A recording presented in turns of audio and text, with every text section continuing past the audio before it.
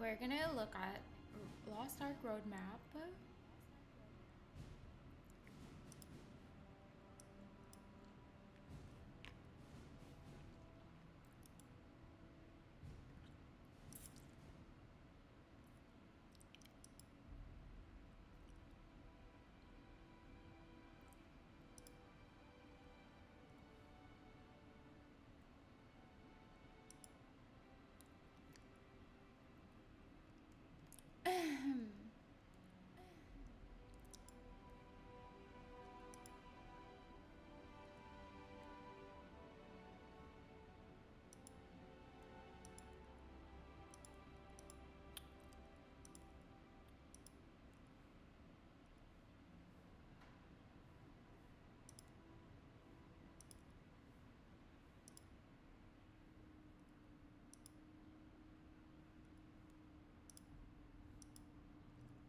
Okay, I'll watch the whole thing since I have time.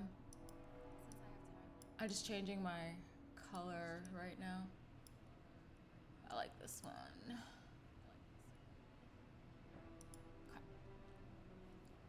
Okay, so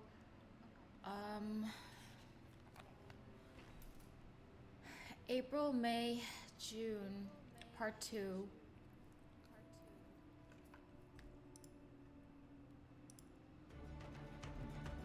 Greetings, heroes of Arcasia. We're here today with the next piece of the 2025 Lost Ark roadmap.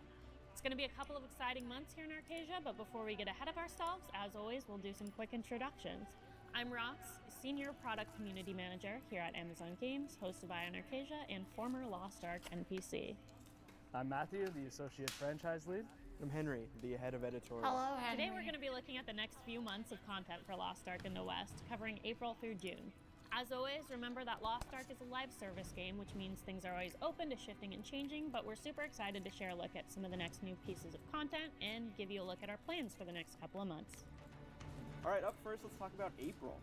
April's going to lean in heavily on getting you ready for the next Kazros raid. Spoilers, more on that a little bit later in the video.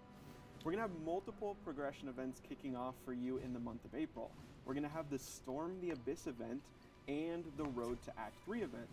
Both of these are going to help ensure that you're geared up for in the roadmap video, only a little bit. A ton of materials for character progression and all the different systems within Lost Ark. We'll have a bit more information on that in the April release notes when those events come out, but wanted to let you know that those are on the horizon. All right, we've talked about rebases before, and we know that these come with significant changes both to quality of life and the class balance changes. A lot of that stuff is just the updates that we get from Korea. All right, so this particular rebase is actually going to include a lot of balance changes. Due to time, we're going to save some of that for patch notes with Henry, but I did want to touch on a few quality of life highlights. So we're going to have gate details actually added to the raid, so you're going to be able to see rewards associated with each gate. It's going to be a nice kind of visual to be able to see gold per gate and items versus it all being lumped into one group, so that'll be really cool. We're going to have the ability to leave solo dungeons and Guardian raids Ebony Cubes without being penalized, so that's a nice update. I know I've been plagued by that. Oh, yeah. We're going to be able to show off the damage dealt to the shields on bosses. In Korea, it's in Korea, but here's the skins cool. page. And then in attack patterns where bosses pull or push your character, you're going to be able to use skills to actually slow that down. We'll have the Stronghold light button. So anyone who's big in strongholds, I know I've been into some, you'll be able to show your love for that. So more will be included in the April patch notes with Henry. Yeah, I'm super looking forward to those. It's always frustrating when you're fighting Brel, especially Gate 1, and Narak has that huge shield, and you can just tell everyone's holding their damage skills for the shield to end, and you're the timer's ticking down, and you're like, guys, just use your skills. But now they're incentivized, I think, so that it's gonna show up on the MVP screen. Yep. So definitely looking forward for that one. It's gonna be great. So in addition to all that, April is also going to bring the Roses and Frost Arc Pass. This Arc Pass is going to have all the usual items across the paid and free tracks. You'll get more progression materials, Huna's tickets, all those good stuff. So it's just another thing that's going to be running during April to make sure you're getting all of the things you need to gear up. Obviously, too, the paid version is going to have those skin sets to unlock, a pet, a mount. So, something for everything, including our fashion arc enjoyers. With that, let's launch into May. One of the big focuses of May is going to be the new continent, Rhymeria. Heroes of Arcasia will be able to make their way to Rhymeria, homeland of the Yaz, also known as the land that guards the dawn. Long ago, this beautiful land endured a tragedy, a catastrophe where many ancestors had to sacrifice themselves to seal a massive rift. The 4 Yaz who led the sealing ritual were honored as the first elders, and their successors have continued to protect Rhymeria ever since. However, with Kazaros' resurrection, countless small and large rifts have begun to appear across Rhymeria, and the Fallen now whisper of an unknown paradise. At the heart of it all stands Nar's Door, built long ago by the Elders. Through the cracks of its ancient seal, the nightmares of the past threaten to return once more. You're going to have to find Shandy and join forces with Rhymeria's Elders if you want to halt Kazaros' growing powers. Rhymeria is going to continue that main story quest, and like all continent releases, we're going to have a new Adventurer's Tome, rapport NPCs, side quests, collections, achievements, and of course, new rewards to earn. So, should be a pretty fun moment, you know, the next chapter in Lost Ark's story. And it's also just stricken with tragedy, but it is a beautiful continent. Yeah, it's really going to cool. be really cool to explore that, and it's the perfect place to take your new wild soul. Why not, you know? Exactly. All right, so along with that, you're going to unlock a bunch of new content for you to play through. All of this is going to require item level 1700, so it's getting up there. No! We're going to have the next chapter in the Curzon Front, so you'll be able to get T4 Ancient accessories as well as the next cube, Unlock 3. So that's cool. With that said, we'll have obviously the next cube available, so all the sources of earning those tickets are going to come out in parallel, such as Stronghold Dispatch missions, the Guild Bloodstones, etc.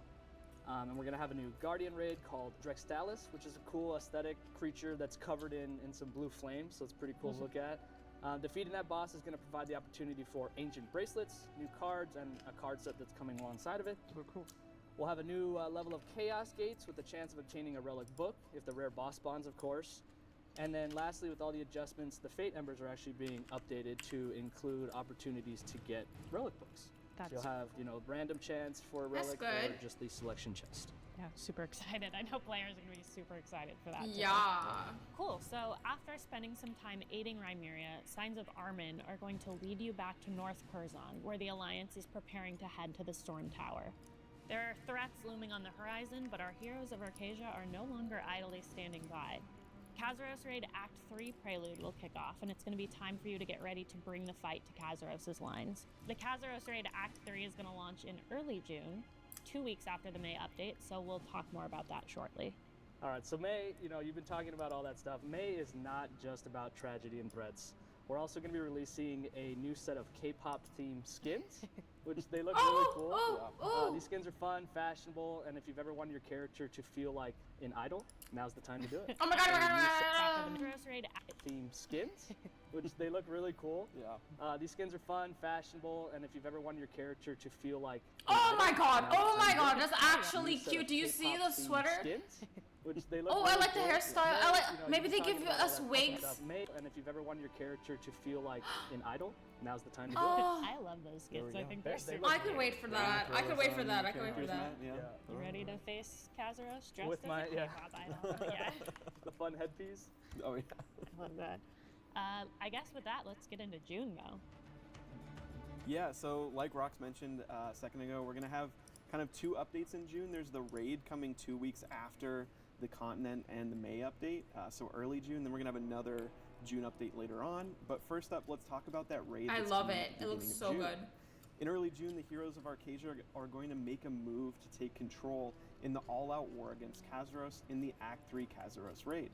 This is going to be an 8-player raid offering both normal and hard difficulty at launch, and each difficulty consists of 3 gates, with the normal mode accessible at item level 1680 and hard mode at 1700. So we're going to have the Frontier mode coming back. It's going to be applied to the raid to help make it a bit easier over time, like what we did with Brelshaza.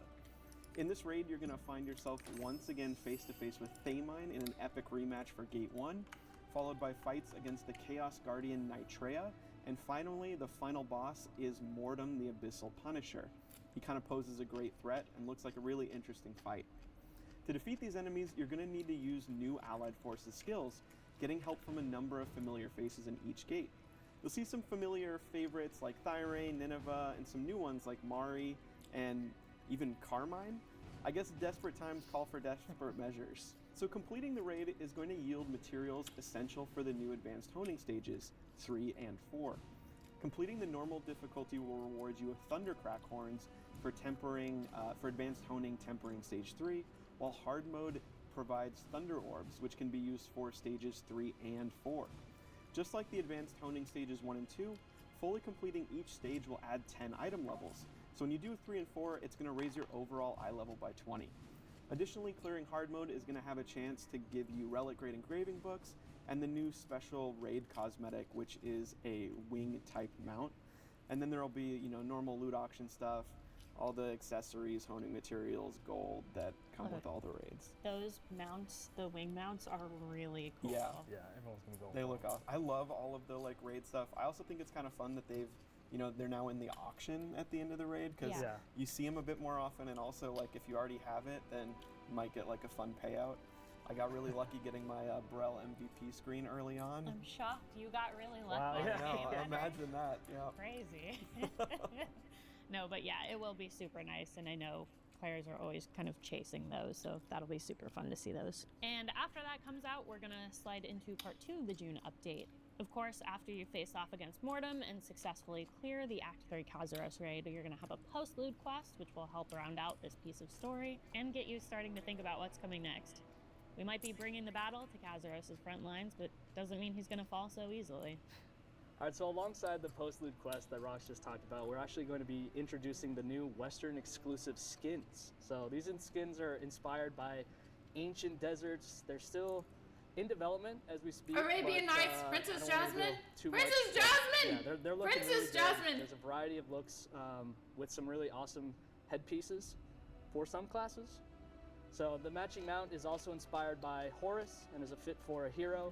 The pet takes the form of a cute desert lizard and would make a great It sidekick has to for be any Princess. It's adventure. the desert. I'm a really big fan of the concept art. Yeah.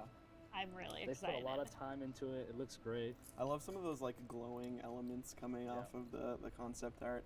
Really excited to see how that looks in game. Yeah, the mount is just absolutely killer. I think it's gonna be one of my favorite mounts. Flying in the carpet, game. a flying carpet. It's really cool. So these next few months of content are just heating things up before we head into summer.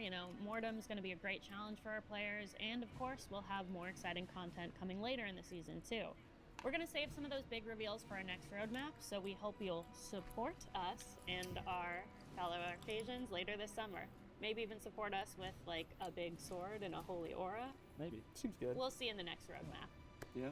Anyway, thank you for joining us for our second roadmap of the year. It's going to be a super important time in Arcasia as the battle against Kazuros reaches a full-scale war. But of course, there are a bunch of other pieces of content we talked about today, and we want to know what you're the most excited about. So we'll ask you a community question, and you can let us know your answer in the comments. What piece of content from this roadmap are you the most excited about? The Princess also, Jasmine I want to know what piece costumes. of content you both are most excited about. Yeah, I mean, the raids are going to be great. I think that's going to be a nice piece of content, but I'm excited for Remeria, right? It's new. It's a new continent. New kind of lore, and then you have Makoko seeds, the horizontal content. So I'm all about that stuff. Yeah, I always love when those come in. It's like a movie every couple months, just getting to play through the storyline, get some more lore. But for me, it's a kind of split.